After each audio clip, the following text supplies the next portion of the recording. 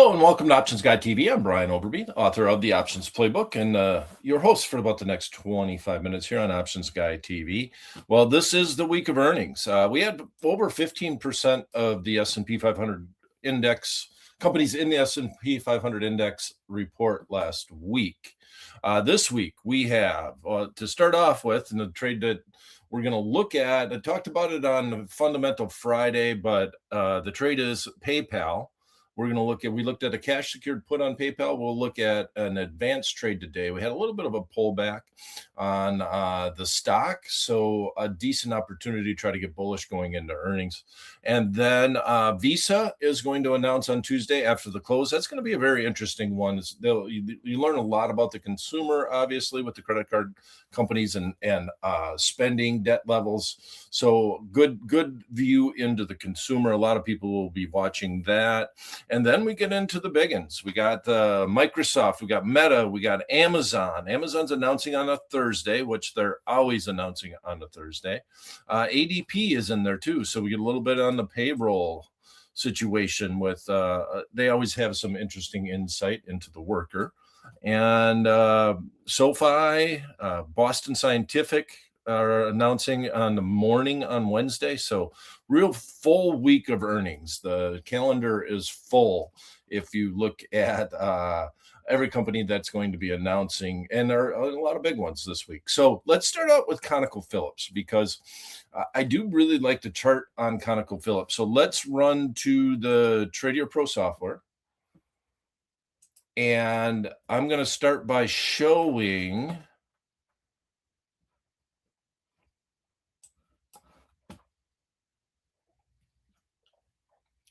the screen on Trader Pro.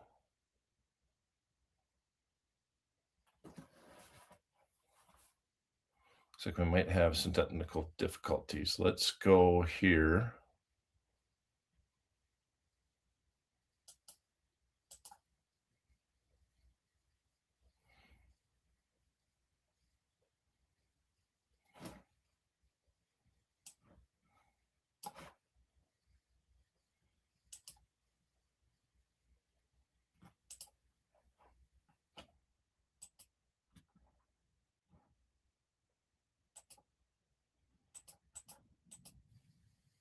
There we go. All right. So I'm riding solo here, but there. All right, we'll keep it right here. So if I go to the Trader Pro software, here's what we have. We have the ConocoPhillips, and we have a strong momentum move to the upside. Now, a lot of this has to deal with what's going on in the Middle East. It's all companies or everything that's happening with oil is rising all the tides. So we had a nice breakout here right in this area from 114 up to 122. And now we've had a little bit of a pullback from there. But if I zoom in on this right here, see where my crosshairs are at, you see how many times we came down and bounced off of this area, right about what we'll call it 1350, right? So here's a big gap up, came all the way down, and that held again, and then it finally broke down, and now we've broken out of that area, and we're trading above the 50-day moving average, above the 200-day moving average. So ConocoPhillips is just the momentum is good. We had a little bit of a pullback, but now we're heading into earnings on August 6th. So what did we do? We put on a trade that looks like this in ConocoPhillips, where we bought the August 7th expiration 122 strike, and we sold the July 4th expiration, 121 strike, and we sold the 122 strike in the July 31st. So when the chart ran up and we got up to right about where the 122 level was and we pulled back, we could have got out of the trade and it was profitable at that point in time, but you would have had to been on top of your game. When it comes up to that level, we would have done really well. We just didn't want it to get into money. So it was almost ideal in that, like, look at where the very top of it didn't hang out there long, but it's the 122.47. So at that point in time, you could have gotten out of the trade, you could have closed it off, removed the risk, still did fine, or even roll your short option and roll it into a long call spread heading into that earnings report. So that was the setup that we had. So now we're going to the 31st. We got till this Friday, right? That's the 31st, right? So on this Friday, when the front month option contract, if it expires, then we can just ride the long call option going into earnings. And we're going to have this done for a much cheaper price than just buying that option outright. So right now, that option contract is at 122. So we're at 48 cents on that trade. 121.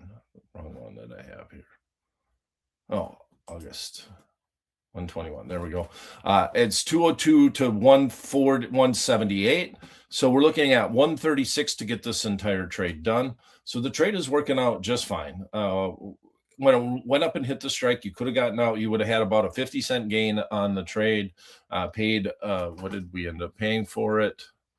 About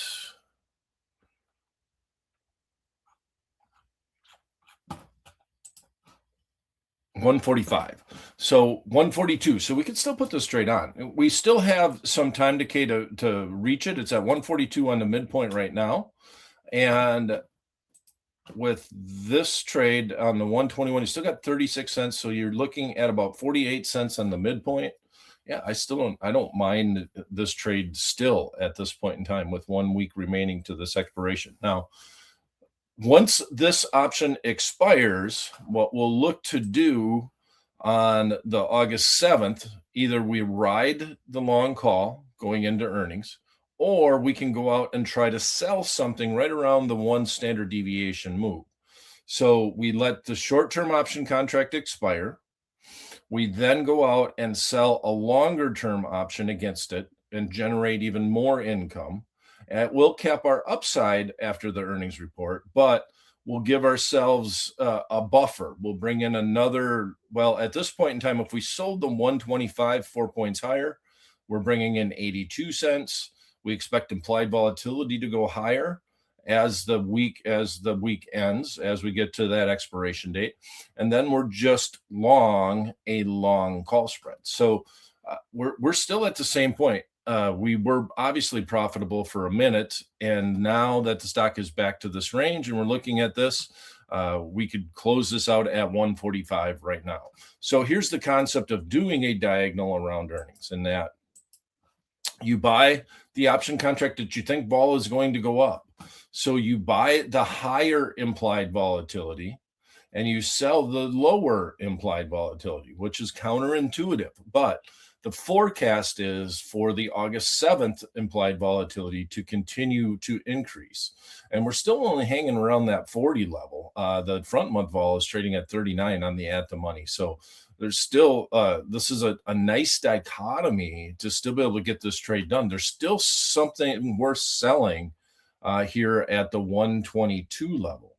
So I like this trade. And in general, ConocoPhillips, we've seen some money inflows coming into ConocoPhillips. The chart looks solid. Saw the breakout, a little bit of a pullback, and now we're getting ready for that earnings report. So I like ConocoPhillips. All right. So now the trade today, I'm going to look at PayPal. And in PayPal, we got a $56 stock. So I'm going to look at getting a little bit advanced, because PayPal has been beaten up. The chart is ugly. But we got the period of consolidation and a nice breakout to the upside. So very choppy chart going back a couple of years, going all the way back to, when is this? The 2022. So it's been beaten up, came back, and now we're going to grab right here and look at this section of the chart. And possible takeover rumors, solid move to the upside. This is a golden cross. You got the 20-day crossing over the 50-day. You got the 200-day moving average, broke out above that. So things are looking fairly solid in PayPal. And PayPal is going to be announcing earnings. We're going to get some more news tomorrow on the underlying. So I want to sell a put spread. We sold a cash secured put, brought in some premium. I'm going to actually sell a put spread on this trade. And I don't actually mind going out and using that credit to buy a long call. Now, you're worried about the details of the rumors about a potential takeover, and that might make the stock just kind of hang. And that's part of the reason why I like the concept of doing a cash or a short put spread or a bull put spread heading into this earnings. Now I'm going to look at 18 days out. We're going to try to go about 4 points, sell 145, buy 150. So bringing in $1 on 4 points, about 25%. Let's do the 55. All right, let's look at the chart. 55 is right where that support area is. Okay, so we're going to sell the 55. We're going to buy the 50. So 136 on a 5-point wide spread. Yeah, that's a decent amount. 1.36 divided by 5. We have almost a third of the width of the spread. Let's go to August. August 21st. 55 sell, 50 buy.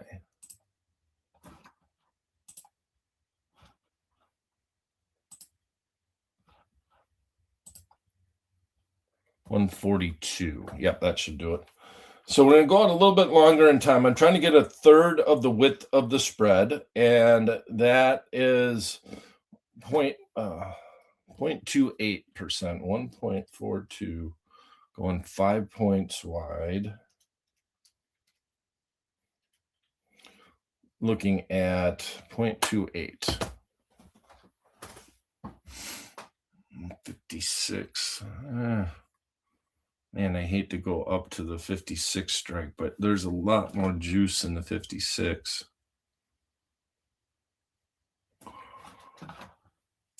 Still want to bring in at least a third of the width of the spread. So let's go 156 to 151. See if we go that 156. So, and I'm pulling in 156. 156 divided by 5, we're looking at 0.3%. Okay, a third of the width of the spread. So that's going to be the trade. This is going to be the paper trade for the day. We're trading at 56.51. We're going to actually sell this short put spread going into earnings. And on this trade, let's go take a peek at. Let me set it up and I'll give you the quick read back. But I've always enjoyed PayPal. I always thought that they got beaten up. They've been they made internet commerce possible. They were one of the big companies that first started in that space. They allow you to trade crypto. I mean, they're doing some things. They're shaking and moving. So speculation from Stripe and Advent International. The company stock has seen significant movement, rising 32% in the past month. Remain cautious with the trajectory of revenue growth. Okay, so admit that speculation. We might hear some details, but in general, this is the buyout price is a little bit higher so than where the stock is hanging at. So let's sell some of this time premium. Let's capture as much of it as we can. If we get put to stock, I'm okay with that. I don't mind it, but I do want to bring in at least a third of the width of the spread. I don't like the fact we had to go up to the 56 level from the 55. So I moved everything up $1, but I'd rather do the 56. It's got to be worth your time to put the trade on. And we're going to bring in that $1.56 on a 5-point wide spread going out 25 days. Vol is expected to collapse after this gets done, obviously. So if we do this trade, I like the PayPal trade overall. Now, you want to sell the put spread and go out and buy an out of the money call? that's feasible. You could take some of that credit and do it. So for the 6250 strike actually has a lot of open interest, some unusual volume today. So there's a lot of people that are speculating at this strike. And you see a lot of these option contracts are just kind of jumping out at you. So I don't mind selling this put spread to buy a long call, but that's not going to be the paper trade today. We're just going to sell the put spread. Take this opportunity to grab some of this volatility premium going into the earnings report and see if we can capture it and see if the stock just kind of stays where it's at based off of the rumors of the potential takeover. Now, a lot of risk that we could hear more that oh, we're not, if they just come out and say we're not selling and these rumors aren't substantiated, then that could hurt the stock, or no comment that could also maybe hurt the stock. But this is where we're going to leave it right now. Okay, here it is. PayPal's announcing earnings tomorrow, July 28th. Stock is trading at $56.48. It's up 32 cents on the day. We're going to look to get bullish on PayPal by selling a short put spread ahead of that earnings report. So we're going to go out to the August 21st expiration, 25 days away. We're going to sell the 56 strike put and at the same time buy the 51 strike put. The midpoint on this trade is $1.56, and we're going to send it down to the trading floor for $1.56. This is going to be in order that we're going to work it a little bit. If we can't get to 156, we got a fairly wide bid-ask spread. We'll adjust it, make sure that we get that trade filled before the end of the day. And boom goes the dynamite. Order has been sent. Boom. Now let's go back and look at a couple of trades that we did last week. We had the PayPal trade. I don't mind looking at Visa. I don't really like the chart on Visa. Nothing really jumps out at me on Visa, but I think we're going to, I'll set up an open wing butterfly. I like the situation. $300 stock. They are announcing on a Tuesday. I'd rather have it be a Wednesday or a Thursday, but you got one extra day worth of trading. So let's go a little bit different on Visa. Instead of just doing this short-term trade, has Google bounced back at all today? Because we did have Google on. Yeah, now it bounces back, of course. We can adjust the Google trade that we had on too, but 328, and I knew Google would bounce back, but at least we had two trades on. That was a buying opportunity on that sell-off. So we started at 345. We still need a solid move more. It's right at the 200-day. I think this is a good buying opportunity in Google if you want a chance to get long on it. Let's look at Visa. Let's do something similar. Let's go out 18 days on Visa, and we're going to give ourselves some strong momentum to the upside. We're going to look at the 370, go up to the 390. We're going to sell two of those. We're going to give us 20 points, and then we're going to go to the 400 about $4 and 20 points wide, going out 18 days. Means our max upside is 6 above 400. Yeah, I don't mind this one at all. What happens if we actually go one more? What if we go 15? All right, I'm going to send this to the what if calculator. I think this is the one that I would do, but let me adjust and let's see if we go just a little bit further out and look at the 395. Let's make this 395 and make this 405. $5. And then we are, that's not too bad. That's not too bad of a trade-off. And $1 more, and we get a lot more upside if the stock were to rock all the way up to the highest strike, the 405 strike. So if we get all the way up here, we can make $1,000, paying $5, paying $500 to make $1,000. Up here, we can make 2,000, paying $500 for that potential. Somewhere in between here, 350 to 395. We still land through 370 to 395. Stock is at 363. The expected move is, we'll call it $20. So 385 is in play. That's about the 17 delta. That makes sense. It usually goes hand in hand. And we have a $5 trade here. So if you want to go a little cheaper, this butterfly, and I'll send this to the ticket. Let me move it up a little bit.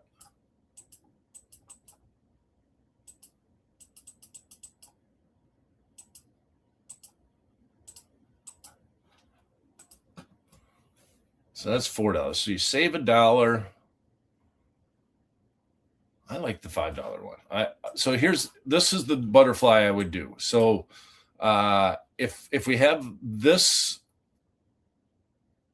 495, yeah, 495. Send that one to ticket. I like the $5 one better. Buying the August 14th expiration. So we're going to give this a little bit more room to run to the upside. Financial stocks have been doing well. The chart, there's nothing interesting in the chart in me. So this is 100% on earnings. I like PayPal's chart a lot better and the potential news. But if we look at Visa, there's just a little bit of noise in the middle here. We got some resistance here at 375. So that potential is there. So we did have a period of consolidation, a little dip to the downside, but right in here, there's nothing too exciting going on. This is a golden cross where we had the 50-day going over the 200-day, and that's a solid sign that we got all of our ducks in a row, but the financial area has been strong. So 362, we obviously need to break through the 365 level, and then the next stopping point potential is the most recent high, which is all the way back up here, 374. This is not too shabby. Not too shabby. I don't mind this trade in Visa. And we'll come back and we'll look at this trade next week, but we're going to make it the $5 one. We're going to look at buying the 370, selling 2 of the 395s, and buying the 405. And part of the reason why I don't mind going up and paying a little bit more, we're going out 18 days. We're not doing the 4-day option contract. We're going to go out 18 days. We're going to give this a little bit more room to run to the upside. And that's where we're going to leave it. All right, let me see if you have any questions, please do put them in the chat box. I'm happy to address them. So the summary that we have. So we went in, looked at PayPal. We're going to sell a short put spread over takeover rumors in PayPal. We expect the stock to kind of stay where it's at or potentially go higher. And PayPal has had just a solid report overall, but the stock has really been beaten up. It's actually trading at a fairly low PE overall. And I think that's why the potential rumors are there. The big thing that could happen in PayPal is they could come out and just say, no, we're not looking to sell. That is a major risk of an earnings report and the questions that they're going to get asked after that report. But I do like selling that volatility, trying to bring in some of that premium today. Then also looking at Visa, which is going to announce after the close tomorrow. So PayPal is before the open, and Visa is after the close, and I want to confirm that. PayPal is before and Visa is after. And then on Wednesday, when we come back, we're going to have Microsoft, we're going to have Meta, we're going to have Amazon. So we'll look at doing some fun trades on Wednesday because we've got a lot of different opportunities to talk about. I don't see any questions in the chat box.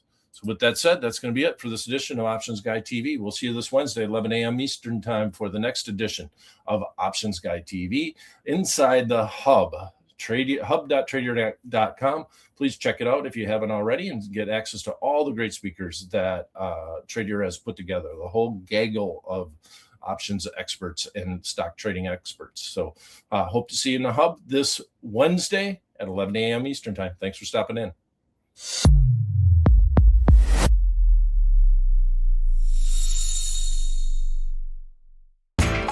You know how the financial world goes. Here comes the buzzkill. Please make sure to take some time to read this boring disclaimer. we will owe you one.